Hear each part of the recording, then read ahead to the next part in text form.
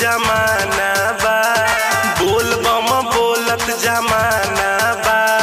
भोला जी के दुनिया दीवाना बा, दुनिया महाकाल के दीवाना बा।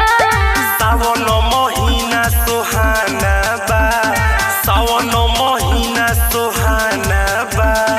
भोला जी के दुनिया दीवाना बा, दुनिया महाकाल के दीवाना बा।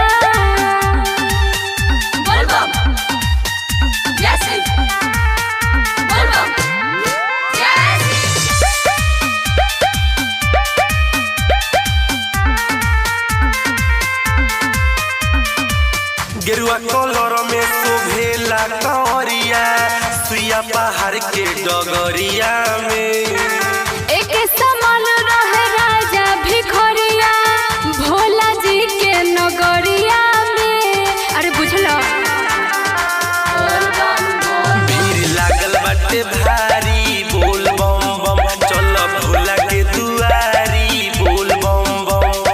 गजबे लागत नजराना बा, गजबे लागत नजराना बा।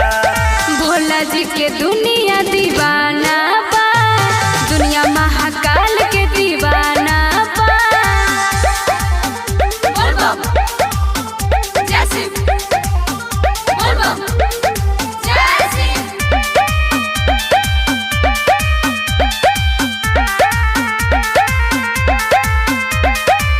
पहला सोमारी के जल जे चढ़ावेला, मिट जाला दुखवा बेमारी हो।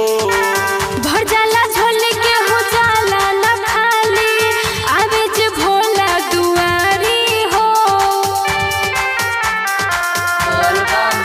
दिखे सोनी पुजारी, बोल बम बम गावे सुनर लाचारी, बोल बम बम। रंजन बम सबसे आगारी बा, संजय बम सबसे आगारी बा। भोला जी के दुनिया